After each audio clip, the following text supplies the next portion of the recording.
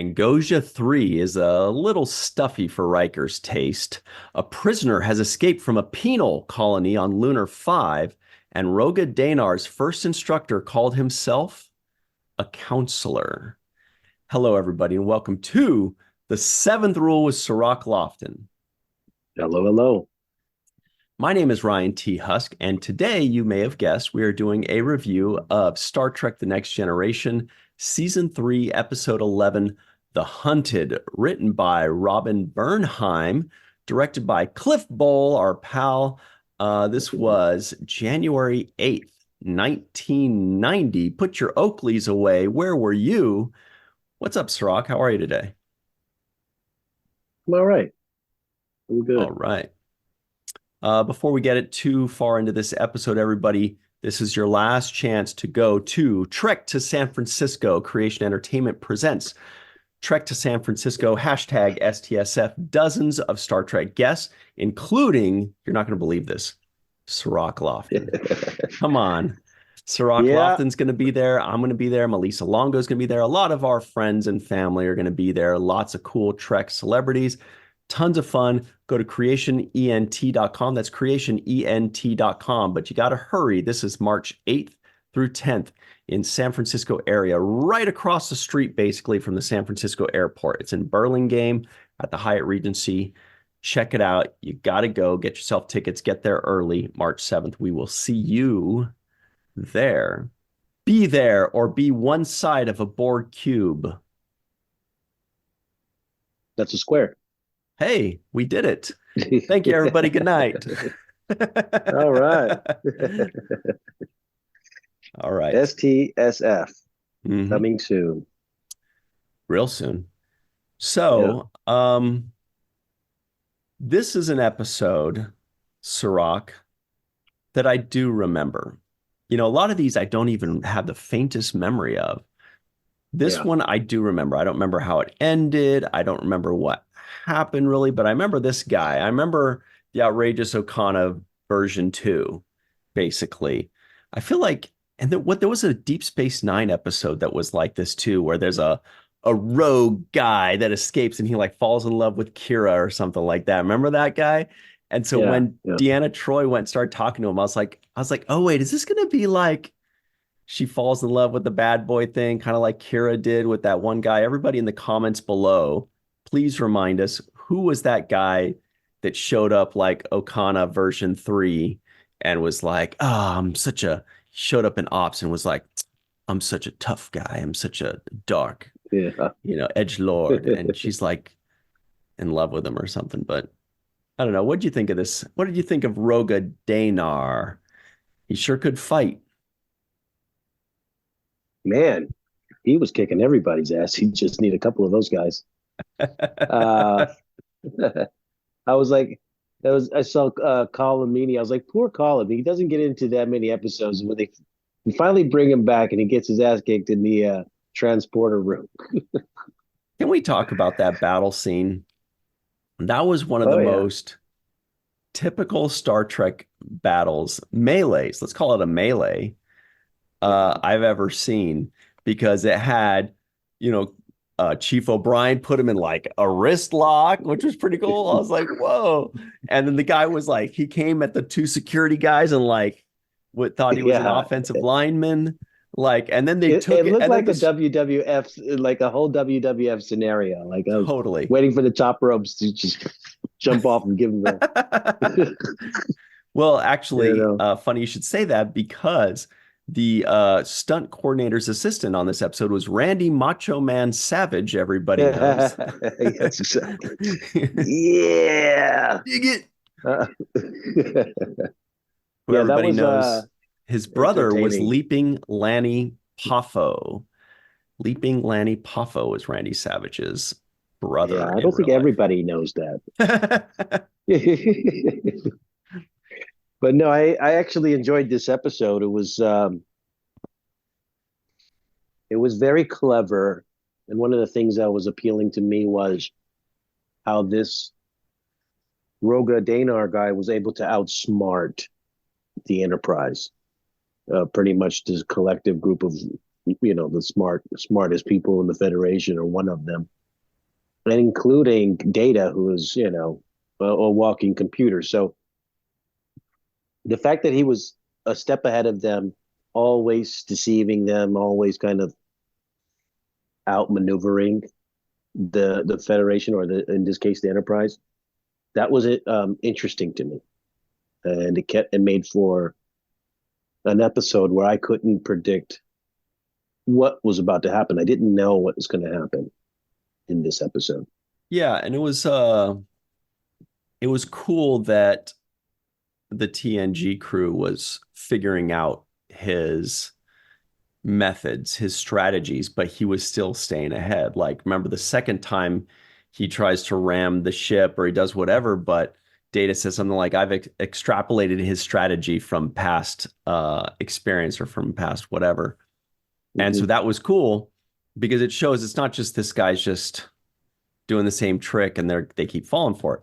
He does a trick, it works. He does it again, they don't fall for it. They catch him, but then he's still a step ahead. He's still, moving, which is great because that's in the game of life, in the game of chess. That's how things work. You have to keep adjusting your strategy because they're going to figure out the patterns.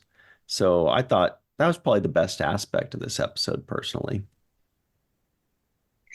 Yeah, and one of the things that kind of I was reminded of was not too long ago in the news. I would say less than 5 years ago, which is well after this episode aired. But less than 5 years ago, I recall hearing in the news somewhere that there was an attempt to make these genetically modified soldiers, whether they were in, I believe it was the Chinese were being accused of it at the time in the headlines, but somebody was being accused of developing a program to make better soldiers, super like soldiers. This genetic modification, super soldiers. Yeah. And I was reminded of that as well watching this episode. Yeah, that's interesting because every country will tell you that's what they do, but what we're talking about is on a completely different level. But that's what they say, they break you down to build you back up, and so they're basically trying to turn you into a killing machine. You need to be cold and calculated, and these militant people will tell you that when they're in a military situation, they have to like kind of turn off all that extra stuff and just be super focused, where they're just like, precision accuracy. They have to be cold. They have to be computer-like and calculated. And there are a lot of people that are not able to do that kind of thing. They let emotions get in the way. They can't make split-second decisions. They have fear like we all do. And that's why, they need to be programmed, in their estimation, is to eliminate all that stuff. So yeah, I could believe it. It sounds vaguely familiar what you're saying. But these guys aren't just mentally and emotionally, but physically, he's an amazing fighter, as evidenced again by, just to finish up on that battle scene, because I was like, this is the most Star Trek battle scene I've ever seen, because you've got the hammerlock, you've got, the guy, he's taking it outside. They're going in another battle. They have phaser shots. Everybody always gets shot in the shoulder. No, I want to see somebody get shot in the face and be like, oh, but it's always in the shoulder. Sometimes like right here around the kidney area. And then apparently his weapon is on stun too, so that's fine. And O'Brien's okay. And then Worf runs in, tackles the guy, but he tackles the guy and has the guy land on top of him. I'm like, that is very considerate of Worf, where it's like, I want to tackle this guy that's killing people, but I'll break your fall. but yeah, but I want to land on the bottom so that you don't get hurt. I don't want to harm you. I want to make sure that, and then Data or no, Yeah. Riker rolls on top of him too. And I was like, this is the funniest. This is the most Star Trek battle scene. I wanted to watch it like 5 times, but I didn't have the time for it. It was Yeah. just, it was amazing. I wanted to watch it in slow motion and hear like the Benny Hill music on it. Yeah, that was an interesting battle scene. One of the things that really wasn't explained too much was how he was impervious to the stun gun. I guess the settings were too low or whatnot. Is that what they were trying to allude to or something? Yeah, I don't really. I mean, the stun. Remember, he had a gun too that didn't do anything to O'Brien, so his stun was set to really low, so he wasn't trying to hurt anybody. And then O'Brien, but they could turn it up a little bit to where it's like you're not killing Yeah, him, but you are actually knocking him out. I thought that was kind of the point of those things, right? that's what I thought too. But apparently he was resistant to that, so they didn't really get into explaining that too much. But you would think that that kind of enhancement or technology, because this civilization didn't seem to be more advanced than the Federation. They actually presented them as less advanced than the Federation, right? Yeah. They talked about our capabilities. We don't have the capabilities to retrieve him because he's, somehow caused too much havoc, and their ships don't travel at warp speed, or the particular one he was in. So my assumption was that this the Angosians were like more behind technologically than the Mhm. Federation, Yeah. which is interesting because this medical enhancement of this soldier would be a display of a higher level of sophistication or technology than the Federation, at least to some degree, than we are currently aware of. So I thought there was a little bit of a contrast in that. Yeah, that's an interesting point. And that's something that's really cool about, I guess, real life, but certainly in Star Trek, is that you figure societies evolve technologically differently based on what they think is a priority to them. For example, in Ronald D. Moore's new show, For All Mankind, everybody go check that out, even though I haven't. But it's really good by all accounts. I've seen the first episode, it's excellent. Yeah. And we know he's an amazing writer. Is that the premise is that what if the space race never ended? The space race of the 50s and 60s between the USA and the USSR, right? What if it never ended? In this, um, different universe, alternate universe, if it never ended, then the Americans and the Russians were still forever fighting in the space race, which would mean that more resources would go into it, more. And then it wouldn't just have ended when the USA landed on the moon in 69. Then they would have done that. And then Russia would have been like, okay, we're going to be the first to land on Mars then. And then in like 75, they actually land on Mars. And then we go, okay, well, we're going to be the first to do, and then it's just going to keep pushing. So that at this point in 2024, we'd be Yeah. doing crazy stuff that we're not doing now, but we wouldn't have the same medical advancements. We wouldn't have the same, social media advancements. We wouldn't have the same societal advancements because we're putting our resources into something else. So maybe in Mm-hmm. this case, these guys, it's kind of a similar thing to where they are evolving differently based on needs, based on wants, based on goals. But also, I agree, they're behind the Federation. Clearly, they seem to be behind in most ways. And then they have, and they look like humans, though.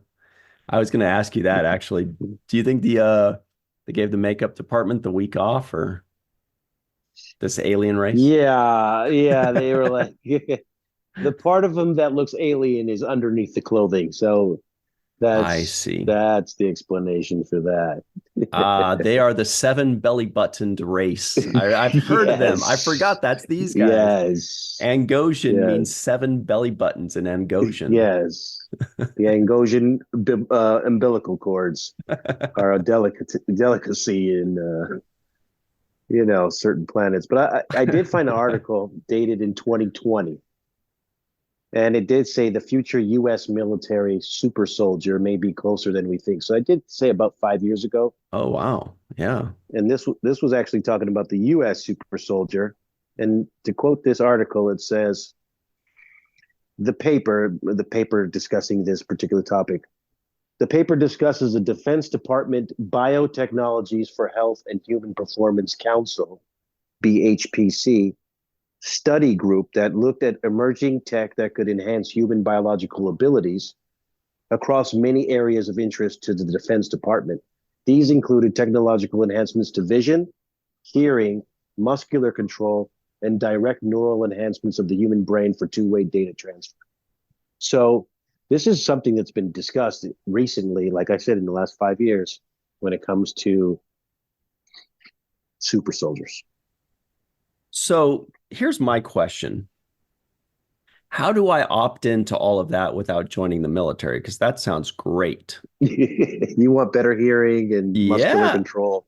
And vision, I got like, I got to wear contact lenses. I got to do all these things. What I don't want, thank you very much, US government or Chinese government or whatever's doing this. What I don't want is increased smelling ability. I already smell humans enough. I don't need more. Thank you. In fact, Uh, dulling it a little bit might be just fine. I hold my breath every time somebody walks by me at the gym, just in case. But otherwise, that well, sounds pretty good. that's that's funny. But I wouldn't mind the dulling of the smell, but I would want the increasing of the taste buds because taste buds are valuable for a good meal. Yeah, but then we turn into foodies, and then we turn that can be really bad. It can get real dangerous real fast. Can you imagine if you're eating chocolate cake and you're just like, "Oh my God, this is the greatest thing I've ever had. I want to eat it 50 times right now."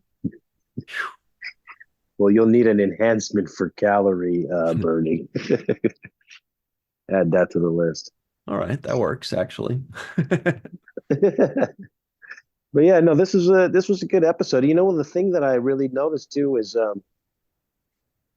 the acting was really good in this episode. I thought this Jeffrey McCarthy was really good at playing a conflicted character that had a goal, but also was communicative with Mhm. different people. There was a balance there where I saw him as a villain, but then I started to unsee him as a villain. And I thought that's a great performance because it's a very fine line performance wise as an actor to be able to pull that off where I don't fully hate you or I'm supposed to hate you, but I don't because of how you grow on people and how you state your case for what your motives are and what's your guiding kind of principles. So that was a good job by Jeffrey McCarthy for this particular episode. I thought he did a great job of walking that line of being somebody that you're supposed to fear and kind of loathe to becoming somebody that you're almost rooting for to some degree. I almost thought that Picard was going to let him escape. There was part of me that was thinking, oh, is Picard going to feel some type of way and say, you know what? There's a shuttle bay 2 is open if you just happen to, No, you know. don't go to Shuttle Bay 2. That's the only one we've left unguarded. Don't you dare do that. Exactly. Yes, there was a part of me thinking maybe they'll try to let him get away because they believe in his cause, but that would also mean that other people were going to die if they did assist him in letting people get away without, and just say, all right, that's none of our business. We'll move on. The fact that they kept involved uh, gave a great resolution to the episode, which is this kind of this forced meeting of the two disputing parties, and that made sense for me too. So as far as logic was concerned, the episode played out logically to me. Yeah, I agree.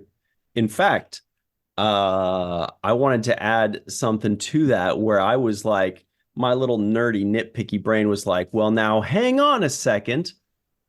But then I thought about it. I was like, no, they got that right. That worked. But I'll tell you what that is after our break, everybody. Oh, Because teaser. it was, you're right. It played out logically. Robin, the writer, Robin Bernheim, Burner. Yeah. kind of mapped it out well, I thought. So let's take a Yeah. quick break and we will be right back. Oh, forgot to say, we might have a special treat for you all after the break as well. We'll be right back on The Seventh Rule. Hey, everybody, welcome back to The Seventh Rule with Cirroc Lofton. Hello, hello. Well, would you look at that? We have an amazing special guest today. What a treat. It is Jeff McCarthy. How are you today, Jeff? I'm doing very well, thank you. I'm pleased and proud to be here. Well, we are very happy. People right now are saying, whoa, is that Roga Danar, the one and only actual? Yes, it is him. So we're super excited for this. We can't wait to get into this conversation. So let's not wait. Do you remember the process of auditioning for this role? Were you a Star Trek fan ahead of time? Were you like, this is it? I can't wait. I'm super nerdy. I love Star Trek. I can't wait to get into this. Or were you like, yeah, it's another job and I nailed it? It was another job, but I watched the first episode with my father. He loved the original Star Trek. I didn't really watch the, this was this the next one after the original? Yeah. Yes. Yeah. But this was the third season. Third episode of Next Generation. I wasn't really familiar with it, but it was amazing to walk the sets and see all the Star Trek junk, that was around there. That was an amazing. Patrick Stewart and Marina Sirtis and all that. That was a great honor. Yeah. And I ran into her at a party about 2 months after we shot this and was blown away to learn how Cockney she is. Yes. That really amazed. But Patrick, I would see him around town at parties and stuff, and he was always very friendly. He was great. Yeah. I want to compliment you, Mr. McCarthy, on the performance that you give in this episode. I think your performance carried the episode, made it very believable. I thought you played the conflicted person that you were in this episode really well. There was moments where I was cheering against you in the beginning, and then I kind of went towards your side by your argument. Good. And you know who cast me in this? The creator of Star Trek. What's his name? Gene Roddenberry. Gene Roddenberry? He was at the audition and the call, and he chose me personally. So, yay. That's Is he still yeah. You guys know? He's passed away. Yeah. Mm-hmm. But you really thereafter, in fact. Yeah, but that's really amazing if the creator that. Is picking you, saying, that's the guy I want. Do you remember what you did that was special about it, or did this just feel like a role that was made for you? I'd done Les Miserables in L.A., and that got me a lot of attention, and I think it was shortly after the run of that. So I don't know whether Gene had seen that show out at the Schubert or what, but it was just a regular old audition, and thank God I got it. And the costume designer, Bob Blackmon, was an old friend from ACT in San Francisco. So he, when I went to the fittings and everything, he and I were great old friends. That was a wonderful part of it. Yeah. Oh, wow. I love Bob Blackmon. He's a legend in this business. And I mean, the gold standard of costume designing, in my opinion. And he's done all of it, right? The movies and everything, I think. Yeah. A lot of it. Just amazing talent. But, back to your performance, this episode, you're playing this super soldier, this genetically altered soldier who has been kind of removed to a penal colony kind of as punishment for being what you've been asked to be. And the idea of being in this kind of isolation and this kind of a prison, even though it's a supposedly comfortable prison, but still a prison nonetheless, is what begins your motivation to become rebellious in this episode and try to fight for your existence and for life. You mentioned that there was no way you wanted to return back to captivity, so this was an existential threat for your character. It was very much returning Vietnam vets from Vietnam, that were treated like garbage when they came back because they were messed up by being in the military and being shot at and everything. It screwed with their brains. So that's what this episode was about, and I was very proud to be part of that. That's for sure. Yeah, that's what I wanted to identify and what resonated with me, because there are circumstances in which we find that this is the way veterans are treated, as kind of marginalized and outcast and not included into society because of the experiences that they were asked to perform. So I think that was one of the big things that, this post-traumatic, stress that you were dealing with, and how you were performing this internal struggle of, we know you're a good guy, but you're really forced to react to these unnecessary kind of inflicted circumstances. Really great performance on your part. I just wanted to make sure I got that compliment out.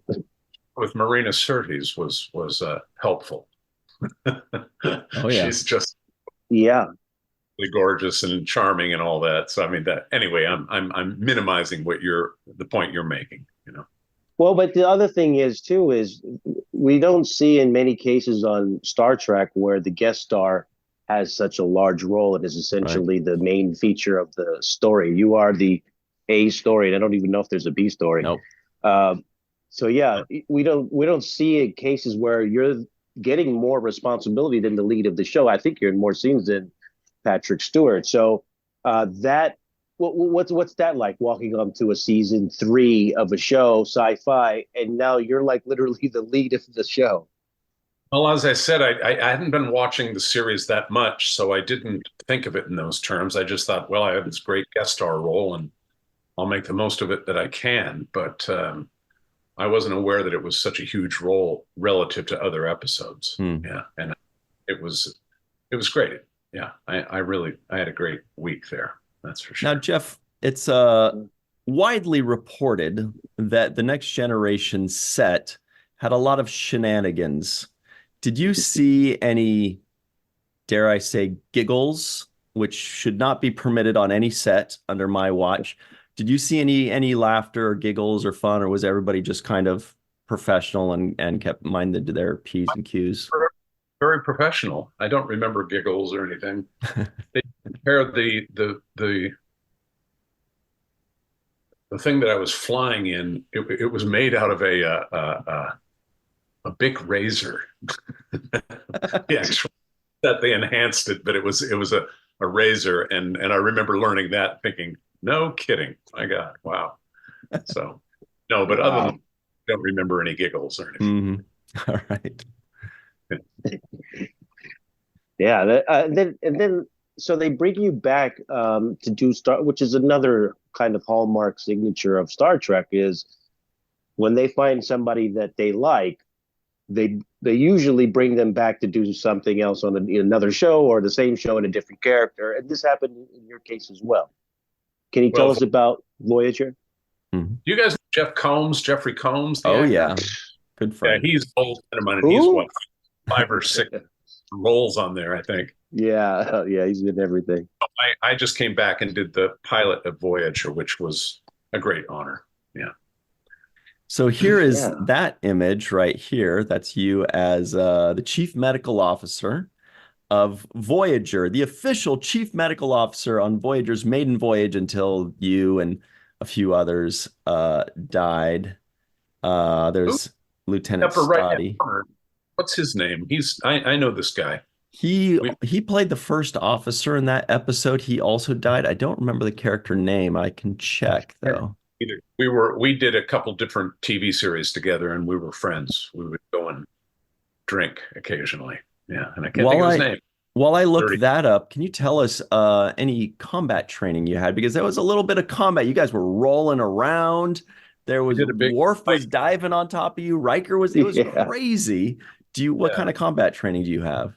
I did quite a lot of it at ACT in San Francisco when I was there in their master's program, and we did a lot of combat training then. But I was a big athlete. I pole vaulted and high jumped and ran cross country. I was and played basketball and all sorts of things. So it wasn't hard for me to do those fights and such. But I did have a stunt double in that fight that you see in the episode at one point. It's not me. It's somebody found that looked like me. So anyway, yes, that's combat training. So yeah.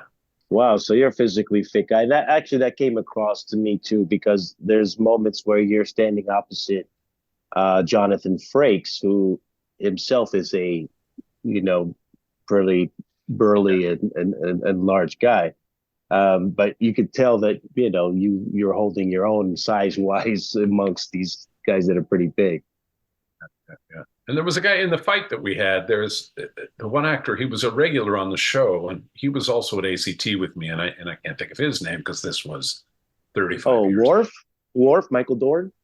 Yes. Thank you. Yeah. He was at ACT training program, I think the year behind me or something, but anyway. Yeah. Now, how often do the scene who played the equivalent to Spock? He was in Brent Broadway Spiner. music. Brent, yes. Yeah, he was in George, and I never worked with him prior to that, but we both came from the musical theater on Broadway. So yeah, Brent, right. So you had this kind of connection with so many different people on that show then already. Yeah. It helped me relax, and all that. So yeah. I'm bummed I still can't find the name of this first officer. IMDb might not have it, but I'm still checking. And we still have you for a few more minutes, Jeff. Can you tell us, by the way, besides all this Star Trek goodness, are you working on anything currently? I am. I'm going to London on April 27th to play William Kunstler, a role that was written for me in a play called Kunstler. He was a very famous civil rights attorney. And we're going to go and do it there for almost 3 weeks. And then my oldest friend from childhood is coming out. We're going to Liverpool to explore Beatle country, and all that after that. But I just did a work opposite, not opposite, Dolly Parton's, the life story of her. And she was there, and we got along really well. And we took pictures the last day, and she said, "Jeff, I will see you very soon." And it's like, that's what you want to hear from Dolly Parton. So yeah. All about age 6 all the way up to what she is now, which is she just turned 78. She's an amazingly and doesn't play star or anything. She's just a totally accessible, So yeah, so that's coming the next year or so. Scott Joek is the fellow that played first officer who was Lieutenant Commander Javik, was it? Something like that. Scott Joek, yeah. Cavett. That's finding his name. It's been years since I've thought of him. So yeah. Wow.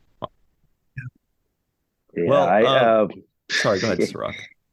No, I just I've seen you in so many things. I remember RoboCop too. I had to bring that up again, but I loved you in that. Do people ever come up to you and recall your experience on Star Trek, saying, "I remember you from Star Trek"? Yes, they have several times, and they have technical questions, and I'm like, I don't know. What makes this happen? What makes this? Why does the thing have reverse thrusters and all this? I'm like, I don't know. My department. But yes, people recognize me from that all the time. It's true. Oh, that's great. One quick correction. It looks like his Scott's last name is Jayek. Jake, not Joick. It's Jaeck. However you pronounce that. Yeah. Well, Scott Jeff, yeah. you are extremely memorable. And that's why people come up to you. That's why they say, wait a minute, I know you. Do you ever go to Star Trek conventions and just sit there and just smile and be like, here I am. You guys know, who I am. Yeah, I would love to do a two, or I thought that they would invite me, and oh shoot, they might have years and years ago, but I was busy doing something else, I think, to go out on a cruise ship or something. I have a vague memory of that, but that Star Trek The Cruise has just returned. They usually go from the end of February to the beginning of March. This year they went from February 22nd or 3rd to 29th. But that's what it is. So maybe they'll get you next time, the end of February, for the Star Trek Cruise number 8, maybe it is. Yeah. Wow. Mm-hmm. Well, Jeff, this has been really cool. We were talking all about you just in the segment before. We can't wait to talk about you more. What were you saying? Sorry. You almost called me Scott, Jake. I did. I was, because I still had Scott on my mind, and I was looking at his name and I was trying to figure out how to pronounce it. And I'm like, wait, I need to focus on what the heck I'm doing right here. But yes, you are right, Jeff. But we will never make that mistake again, and we will call you Jeff or Roga, if that's okay with you. Or Lieutenant Commander Cavett. But thank you so much, Jeff. This has been really cool. We really appreciate you hanging out with us. We want to wish you all the best of luck and break as many legs as you can playing your new role, which is a super exciting one, playing a civil rights attorney. And needs to be done all over America. It's all about civil rights, and with Black Lives Matter and all that, it's more relevant and resonant than it's ever been, especially if you know who is running for the Republican Party. Mm-hmm. I won't mention. I think I'm going to pull up the picture of this William Kunstler as well, so everybody can recognize him. This is who you will be playing, and you're right. You do have a bit of an air to you. It's not too far off. So you said you're growing your hair out. If we ever shoot a film of it, I will wait a minute. shave. That's actually you. I was like, wait a minute. It's actually you. It's too close. All right. Well, thank you very much, Jeff. We really appreciate you taking the time. This has been a lot of fun, and talk with you soon, hopefully. And we definitely hope to see you at a convention or a cruise very soon. Stick around for just a second here. Thank you very much, everybody.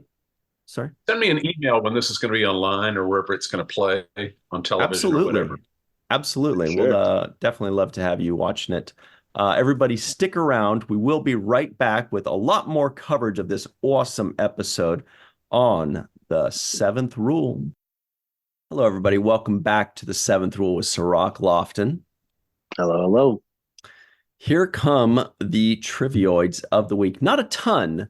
There wasn't a B plot in this one, actually. It was very straightforward. Yeah. There's kind of a 1A plot, I guess, but here they are. Angosia 3 has expressed a strong desire for membership in the Federation. Angosia 3 is a little stuffy for Riker's taste. A prisoner has escaped from a penal colony on Lunar 5. Roga Danar has no life signs. That was weird. Lunar 5 is a military prison. Roga Danar's first instructor called himself a counselor, and Roga Danar has killed 84 times and remembered 84 faces. That sounds torturous. Yeah. I mean, it's probably worse for the people he killed, but I guess that's... I would say so. He didn't really kill anybody when we were watching the episode, though. He was... Right. Nice not to.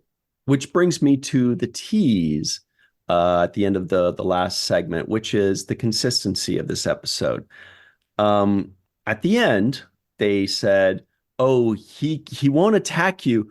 Felt like it was like an animal, like or what are the thing? The Borg. It's like the Borg, right? They won't attack you unless they think you are harmful. If you don't present them any harm, they won't attack you. Like, what is he, like a lizard?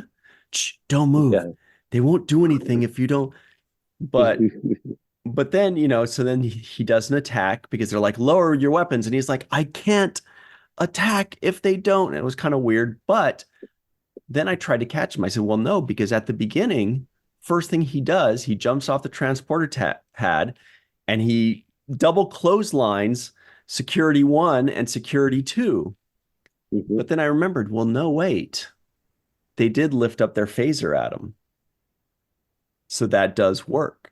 And I wonder if they must have been very clear, the writing team must have been very clear. We need to include that. We need to show that when he transports, they raise their weapons at him. So he felt threatened. And like a rattlesnake, if he feels threatened, he has to strike. And so that all worked. And I kind of was like, cool. Because sometimes I can't help it. I get a little nerdy nitpicky, like all the Star Trek fans. And I go, well, actually, he didn't. And it's nice when Star Trek goes, we did have that covered. Go back in your notes and check. We handled that. Yeah, my nerdy nitpick, which I never got an answer to, was how he was able to escape being beamed. Because they were Right. beaming him. He was in mid beam. He looked like he was fighting against the beam, like, you can't beam me, and then disappeared. I'm like, well, where the hell is he? It's like, so that was my nitpick, that I couldn't fit that together. I was like, well, Right. what Because what genetic modification could resist you being transported from point A to point B? I don't know if that's possible. right. Well, the reason you couldn't piece that together is because they never explained it. Yeah. they didn't cover that. They're like, oh, that just that happened, but don't worry about it. it reminds me of when I moved into a house several years back. And I was doing a walkthrough with the landlords. And I said, oh, this is the switch on the wall for like the heating and air and all that stuff. And I said, oh, it seems like it's not working. Does it work? And she says, oh, I was hoping you wouldn't ask that. And so I think Star Trek's like, oh, we're just hoping you wouldn't note it. We're hoping you wouldn't ask that. Yeah. Let's not. Yeah. Yeah, I was definitely asking that. I'm like, well, what the hell kind of superpower does he have? Like, if he has that kind of a power, then he could just disappear himself from the colony and find himself anywhere else he wants to be. Like, I didn't understand that exact part, but there were other things that I thought the language was good. Picard had some of the better lines as far as that was concerned, but when he says even the most comfortable prison is still a prison, I thought, Totally. great line. I couldn't help but kind of be reminded of certain things I have heard about how the Gaza Strip is built and designed. I've heard people make comparisons to living in there is like living in an open air prison. And so no matter how well the accommodations are, how nice everything is, it's still a confined space where you're not allowed to go in and out of. And I thought of that. Yeah. Plus, let's be honest, not to cut you off, but let's be honest. The dude shows up with like ripped shirts and he's got a tag on his face. So I'm like, Yeah. I think it was more than just like, oh, well, it's beautiful out here, but it sucks that I can't like it. Like, I think he wasn't living too well, clearly. Although he did have a nice barber. I noticed. Yeah. And he had a great physique. So he was definitely working out. And then the other line that I liked was the matter of internal security, the age-old cry of the oppressor. That was another Picard line. Well written. I think it rings true to a lot of degrees. A lot of times when you hear, this is an internal security issue, that means it's like, you're not in on this. You're not in on this, so we're not going to tell you because we don't have to tell you. And yeah, so those were some of the other ones. The other line that I liked was when Roga Danar said, "To survive is not enough. To simply exist is not enough."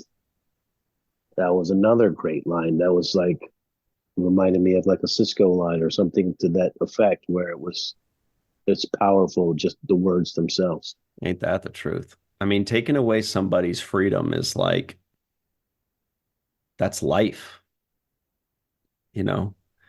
And Yeah, yeah, if, if they are presumably taken well care of, but clearly it doesn't look like they are, as yeah. mentioned before, just the fact that they're stuck there is already a gigantic diminishment of the life, of the quality of life. And you know also they kind of start explaining more and more that it's like, what did these guys actually do wrong? Nothing. They just Well, they they joined did their what they were told to military, do. and Yeah, then they they said, actually and then followed they were orders. basically like, and correct me if I'm understanding this right, because I'm not sure if I am, but basically they're like, okay, so we created these military monsters. They served their purpose, and then we gave them their own settlement because having them mix in with us kind of wouldn't work. They're kind of dangerous. They're kind of scary. They kind of don't really know how to work in our civilized life. We're a little stuffy. They're a little savage. We'll keep them over there. And then, because remember, he said it started off as a settlement, but then it progressively starts turning into a penal colony. And so, what did they say? The road to hell is paved with good intentions. Intentions. And Yeah. so their good intentions were like, oh, we'll give them a nice home. We'll do this, or at least what they think are good intentions. Us looking at it can be very judging and say, obviously, that's not good intentions. But they thought it was. And then it kind of slowly evolves into a prison. Yeah, it's a prison, and it's an exclusion from society. That it made me think of veterans too. Veterans that serve in the military that return home, and they're like, "Well, you're kind of a killer, Yeah. so we don't want you walking around us normal family people." And it's like, well, I signed up. I did what you asked me to do. I served honorably, and then I come back and I'm not treated with respect, with fairness, with any kind Mhm. of reverence for the sacrifices that they made. Picard alludes to that when he says, "Your brothers, your sons, and you turn your backs on them." He's like, these are not like some outsiders that you colonized or conquered. These are people that are your own blood. These are your own brothers, your own sons. So, I mean, that point resonated with me as well. Yeah, and I think that's 100% what this episode was about. Each episode is about kind of tackling something in a not so veiled way. And the allegory here was how we treat our veterans, which is, yeah, we turn them into killing machines. They come back traumatized, and we go, that's kind of icky. I kind of don't want to deal with that. I kind of, Yeah. he's schizophrenic now. He's an alcoholic now. He's she's kind of dirty PTSD. now. Yeah, she's kind of Yeah. trauma. I get it. We're all humans. We're all like, I don't want to deal with somebody that's scary or dangerous or annoying or weird or creepy or whatever. But we can't turn our backs on them. Not after what they've given to us. I mean, that is the worst bait and switch you could ever do. Yeah. Hey, take care of us, we'll take care of you. And then flash to, thanks for that. Anyway, fuck off. Yeah, you can't live here with us, but you can live over there Yeah. with you guys No, no, no, not that farther. little, yeah, yeah, Yeah. yeah, over Like over the other there. planet. The other planet. On Yes. the moon. Yes. So no, I thought this episode really hit a lot of sensitive spots for me. Again, I want to highlight Jeff McCarthy's acting in this. And who else was, we didn't get into it, but James Cromwell did a fantastic job as well. I didn't realize how tall he is. Um, You He looks know, tall. He's taller than Riker, and Mhm. Jonathan Frakes is a tall guy. I should have actually led with that. I'm actually friends with Jamie Cromwell. He's an amazing guy. Oh wow, He is extremely tall. He says 6'6", but he's 6'7". His son is a spitting image of him, John, also 6'7", also an actor.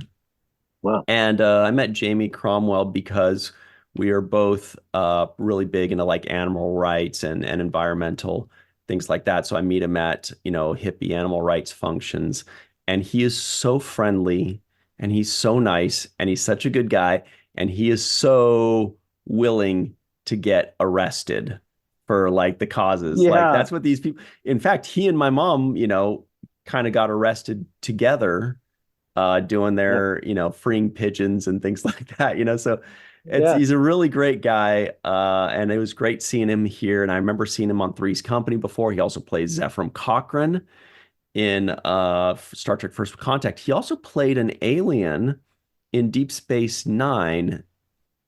I Mhm. can't remember the episode. Is it Starship Down on Deep Space Nine? Remember where he and Quark was it that one? Anyway, he was in Deep Space Nine in an episode where he played an Mhm. alien as well. Great guy, great acting. Well, I remember him from the movie Babe. Yeah, The that'll do, pig, right? That'll do, Pig. That's legendary. That movie. While I was looking him up, I did find that he had gotten arrested with J.G. Hertzler with one of the famous photos of the two of them being arrested together. So Beautiful. he likes to get arrested for the cause, which is an admirable thing for a man to do. So For the Cause I is really, also a Deep Space Nine episode title, by the way. yeah, Yeah, so it was in Starship Down, and remember he and Quark are having like they're like doing negotiations while there's like a missile in the ship, and Quark is like, 50-50 chance we might blow up the ship or we might do it. And he's like getting all excited. He's like, "Oh my God, this is so exciting." And they do the thing, but there it is. yeah, Great episode, very memorable. very good actor. Um, just added to the performances.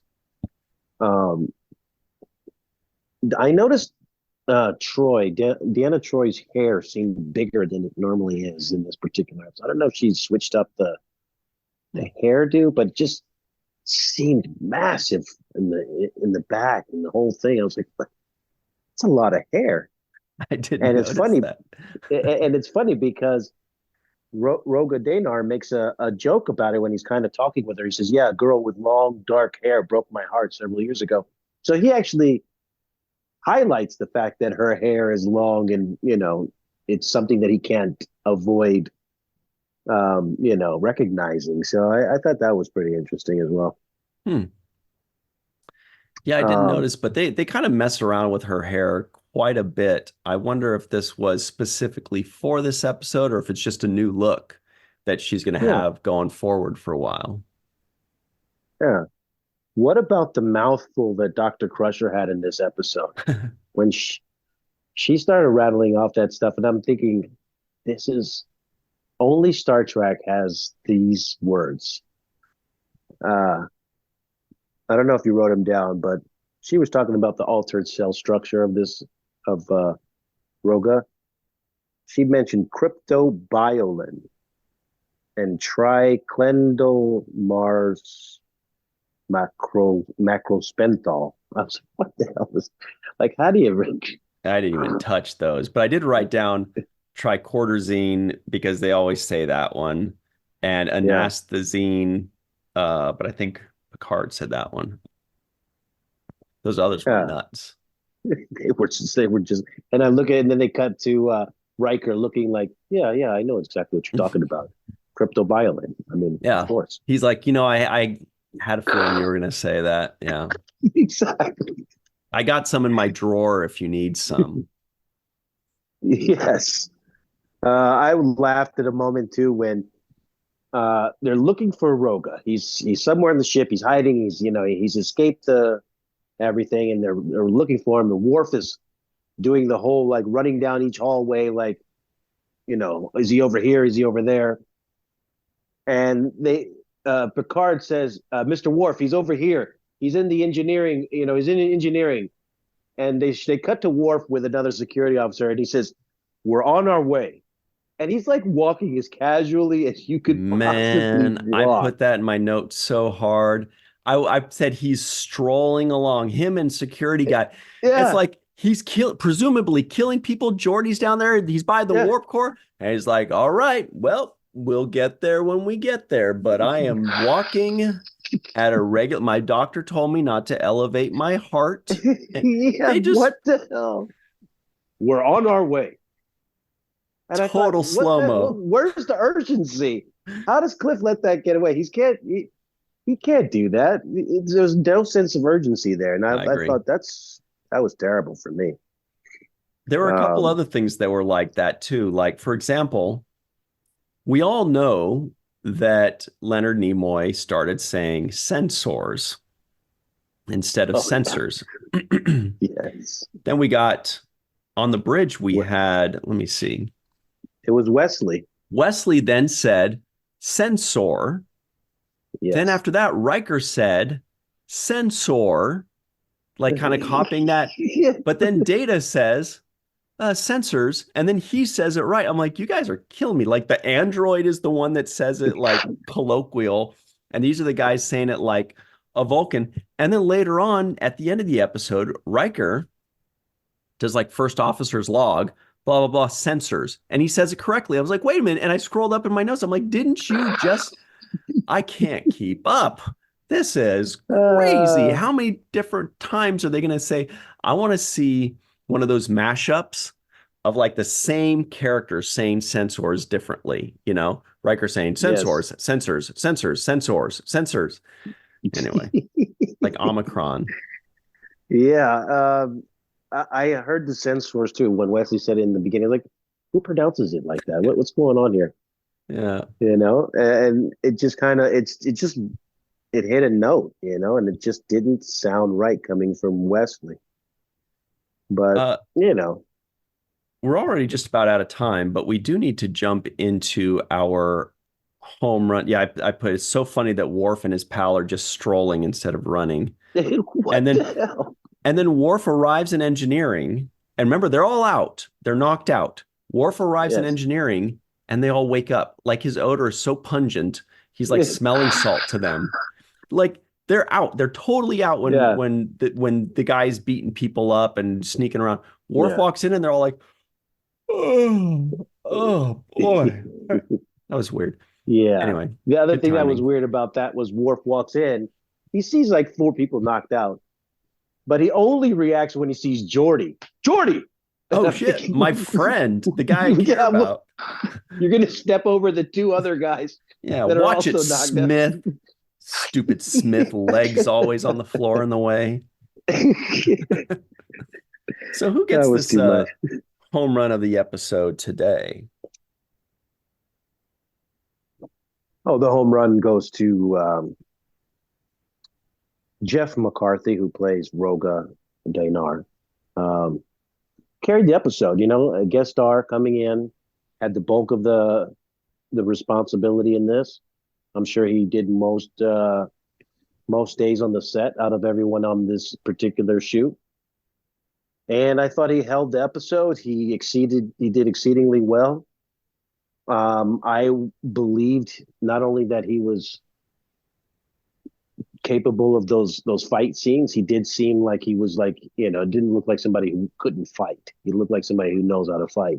So that was believable.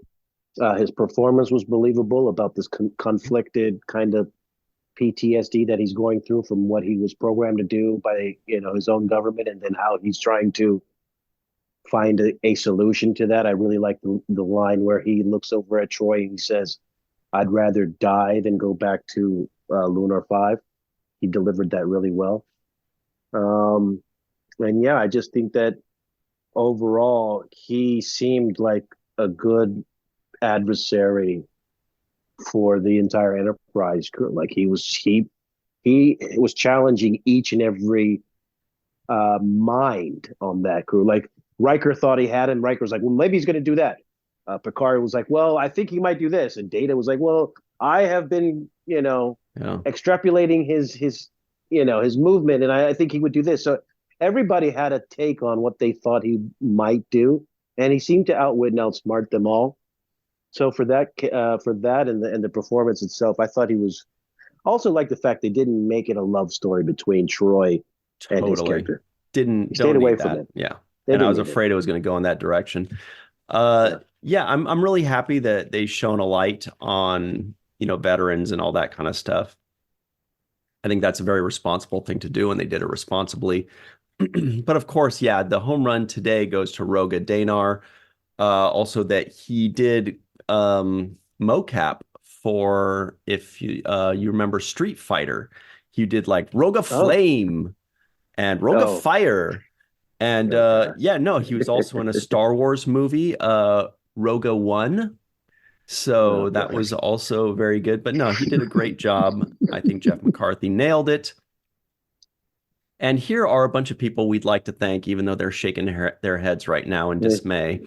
Homer Frizzell, Dr. Marie Segal, Eve England out in Wales, Yvette Blackmon-Tom, TJ Jackson-Bey out in Missouri, Titus Mohler, Dr. Mohamed Noor, Tierney C. Dieckmann, Anil O. Polat, Joe Balsarotti, Mike Goo, and Dr. Stephanie Baker, Carrie Schwent, Faith Howell, Edward Foltz, My Live from Tokyo, The Matt Boardman, Chris McGee, Justin Weir, Jake Barrett, Henry Unger, Allyson Leach-Heid, Julie Manisfee, Marcia, Classic Schreier, Greg K. Wickstrom, Jed Thompson, Dr. Susan V. Gruner, Glenn Iverson, the Pun Master, Dave Gregory, Grandpa One, a.k.a. Tim Baum, and of course, Jason Okun. We'll see you on the flip side, everybody. We'll be right back on The Seventh Rule.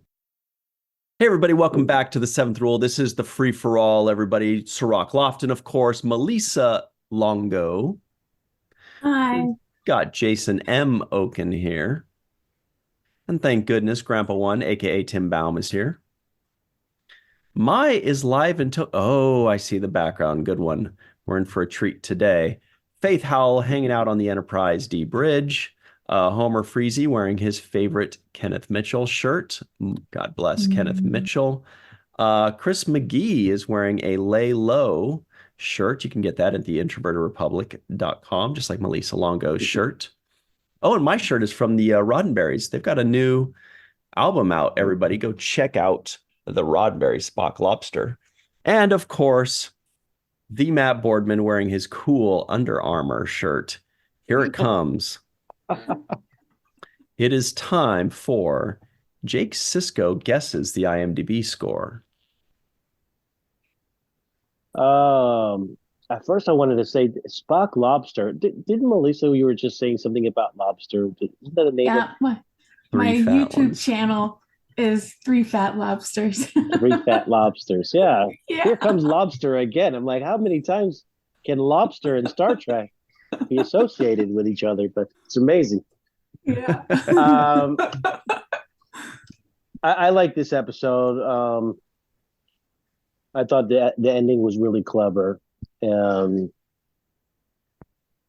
Picard really he showed a lot of leadership in those closing moments. I will say this was a solid 8 of an episode. Mm-hmm. Cirroc is like The Hunted on a scale of 1 to 10. You're an 8. Does anybody else have a guess that doesn't already know? I was going to say the same thing, but to avoid your saying that again, I'm going to say 8.1. Oh. I'm going to say when it first aired, probably in the 7s. Now, mid-8s. There's a lot of stuff that's happened in 30 years. So, Anybody else have any guesses? Probably go high 6s, low 7s. 7.1. Okay. 7.6. I'll say 7.6. All right. All bets are in. No more bets. It is a 7.5. Excellent work, the Matt. Yeah. All right. You might be right too, Grandpa One, where it was voted lower initially. And as time progresses and maybe becomes more relevant, maybe it's getting higher and higher votes. So it'll be nice to go back and check on it through the years and see if it's going up or down. Did anybody catch any non-appearance mentions? I did not.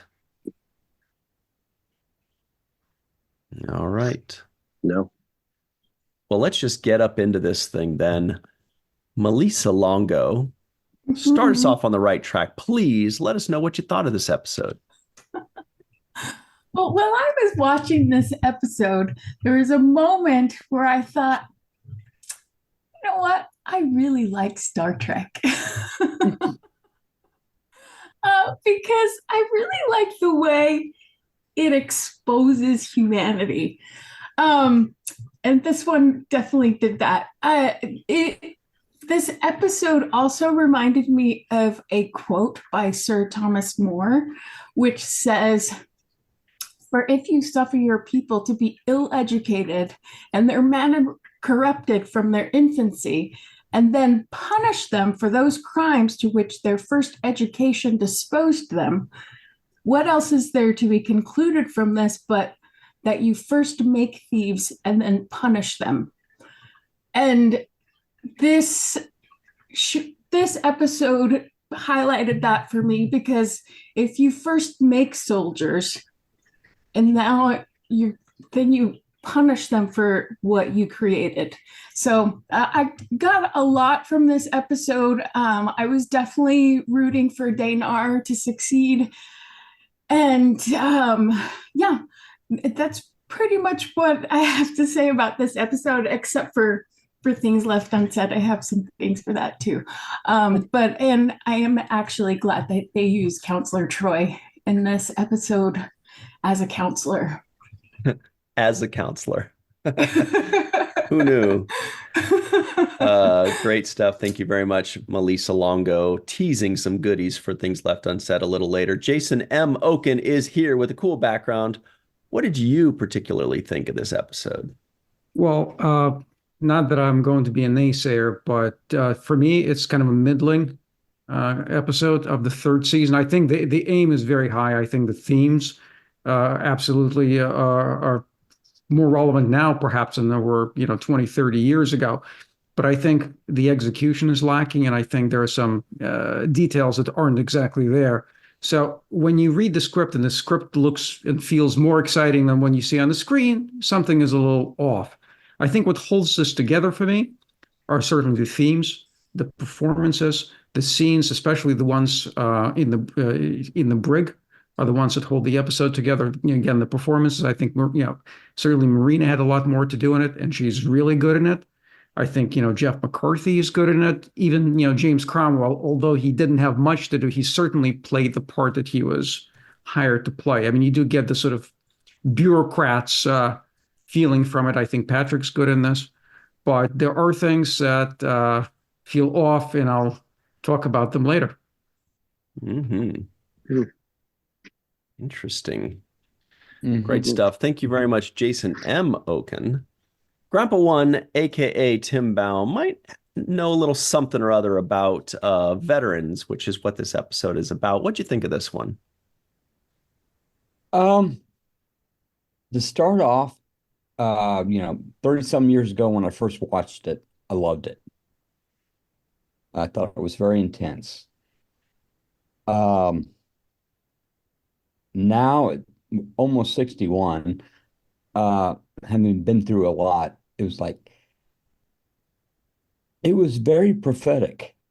In this case, governments want super soldiers to do whatever they need to be done. But once it's over, it's like, okay, we're done with you. And in this episode, they went to Luna 5, or was it Luna 4? 5. 5. It was Luna 5. In my experience, you go to an underfunded, understaffed vet hospital. You did what we wanted you to do, but now we really don't give a shit about you. And I'm dealing with that right now. And I could see Maya shaking her head.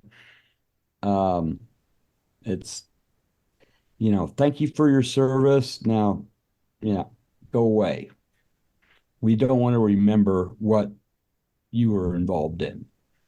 And I honestly did not want to do this episode, but I decided to. But yeah, it's you're thrown away like trash. I don't care if you're homeless. Get a job. No, help these vets out. There's 23 veterans a day that commit suicide.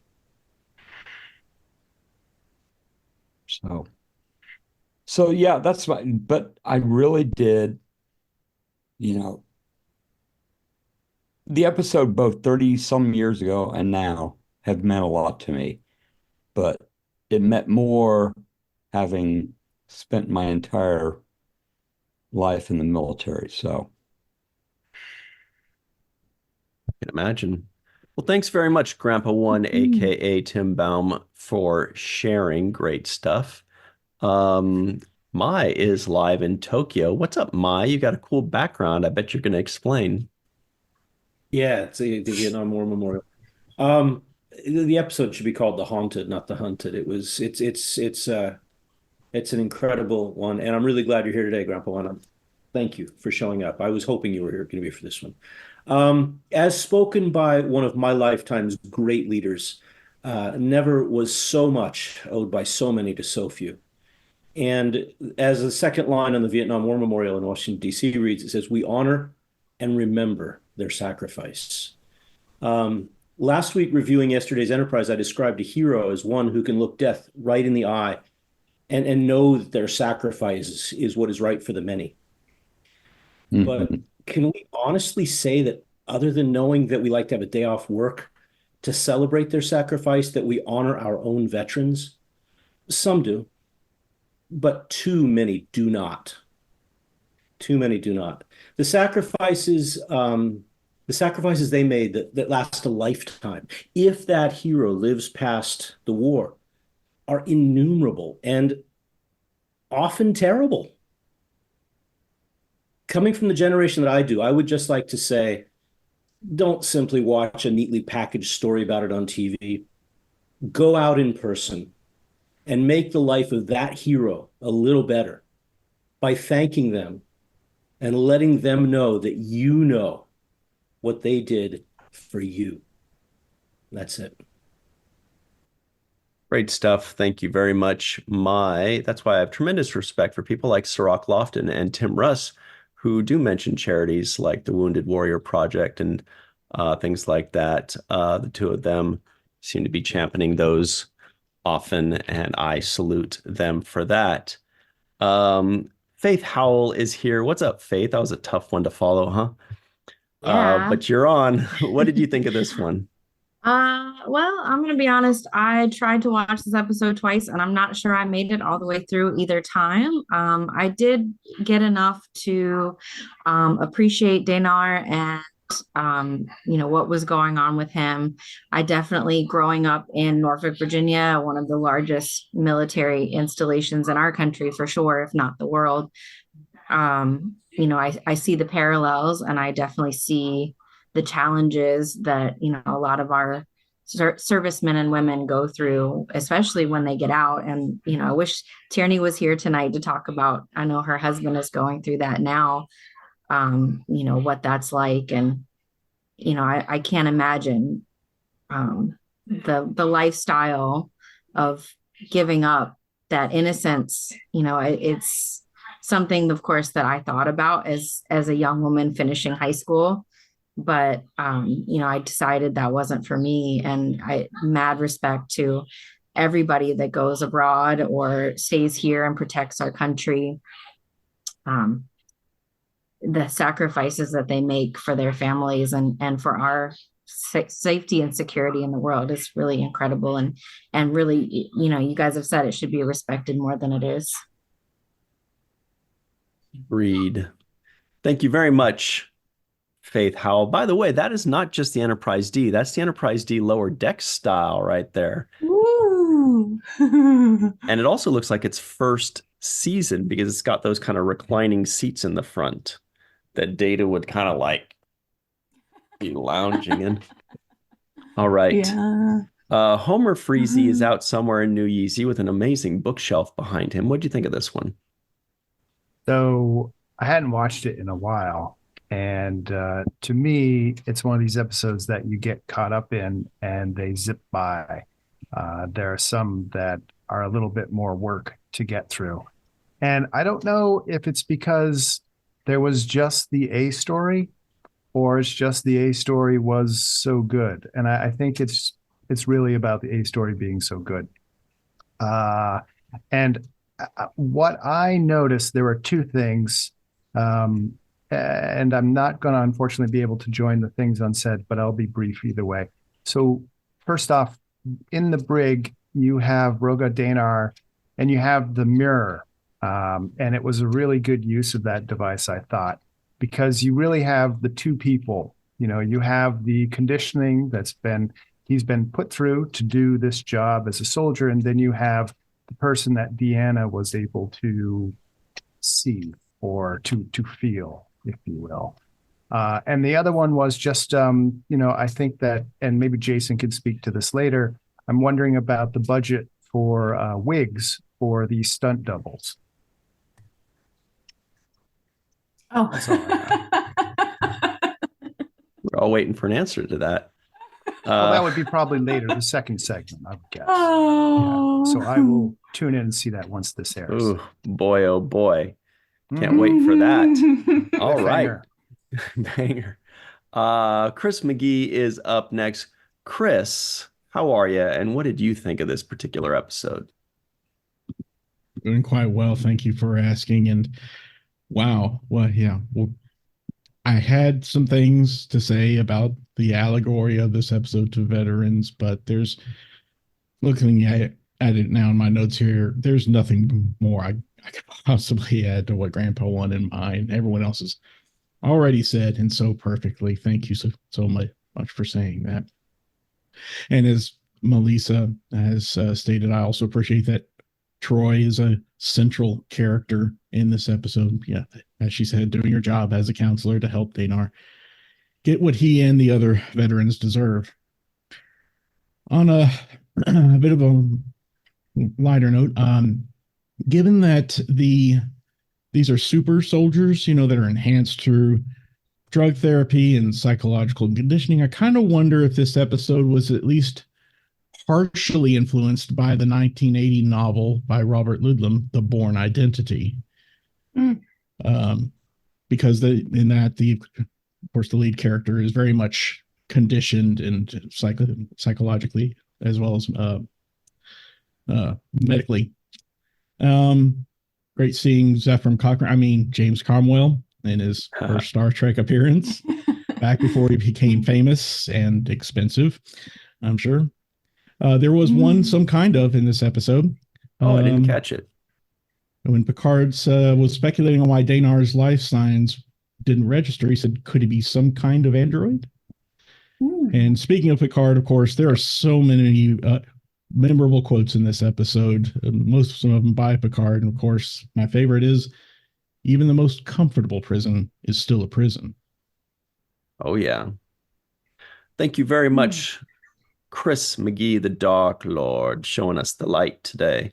The Matt Boardman is up next. What's up, the Matt? What did you think of this episode? Well, just to kind of echo what Melissa said, I love when Star Trek is a lens that we look through and examine humanity and examine our society. And one of the things that I find very interesting is that this was early 90s, and here we are 2024, and a lot of the issues that are talked about in this episode still exist today. Not to get political, but we recently had something in the United States with Congress involving the support of our veterans. And it's good to have that lens, to have that light that we can shine on these issues that are important, because it reminded me of, I know this, that the I guess the allegory for this is supposed to be the Vietnam War, but it reminded me of a guy that my dad and I used to visit who was a World War II veteran. And I love World War II history. And a lot of the films that we have regarding World War II romanticize that aspect of the war. But I always remember talking with him, and one of the experiences that he shared with me is that he participated in Normandy. And he talked about when he first got home, he was sitting in his parents' home, and his uncle's truck backfired out in the yard, and he immediately dove under the table, and that it was a trauma that he had to live with his entire life. And we were on a trip with him, and there again was another loud noise, and just to see his reaction to that. And I mean, this is how many years passed, and he's a much older man, and it still is something that affects him. And so I no matter the age, no matter the war, no matter the person, they all matter, and they deserve respect, and they deserve our attention, and they deserve the right to be recognized and be not forgotten because of the things that they did and the things that they went through. Great stuff. Thank you very much. The Matt Boardman. All right. Jake's final take. What do you think, Cirroc? Any final thoughts? Yeah. One of the things that this reminded me of is how governments can do things that we don't agree with. And I think Section 31 revealed that in Deep Space Nine, what measures they were willing to take in order to accomplish their goals. And in this particular episode, the Angosians are willing to take these steps and these measures in order to accomplish their goal of winning this war. That's why they created these soldiers. And I was reminded of one of the lines of the soldier's creed, which is to never leave a fallen comrade. And that's something that's always talked about, like never leave a fallen soldier behind. And to me, this is an example of leaving behind one of your comrades after they make that kind of a sacrifice. So it seems antithetical to what is preached as far as being a good soldier. I feel like there was so much in this, but the fact that we went from distrusting this character to rooting for this character, to me, it shows good writing. And the reason why I love Star Trek, it's because it makes me think about things and reanalyze things and reassess. And that was one of the things that I think this episode accomplished really well. It forced me to think about right and wrong. It forced me to think about poor leadership. I think that the Cromwell character, Prime Minister Nayrock, when he gave the very sad reasoning for why they hadn't tried to help these soldiers, like, oh, we did a research, we did like a whole study, we did a questionnaire, we filled out a questionnaire, and it came back that probably wouldn't work. So, and that's like that's like zero trying and zero effort. And I thought that was a poor excuse, and it's an example of just poor leadership in general and lack of effort. Yeah, that's my take. Excellent. Totally agree. I bet everybody's going to get whiplash from nodding in agreement. Well, thank you very much to the Matt Boardman, Chris McGee, Grandpa One, Homer Freezy, Faith Howell, My Live in Tokyo, Jason M. Okun, and Melissa Longo for hanging out with us. We're going to talk a lot more in Things Left Unsaid, everybody. But if you're not a patron, you'll never know what we say. And it's going to be good, good, good. I cannot believe it. Well, for myself, Cirroc Lofton, Aaron Eisenberg, and Melissa Longo, say a prayer for the Kenneth Mitchell family. Yeah. And we'll see you next time. Until then, always remember the 7th rule.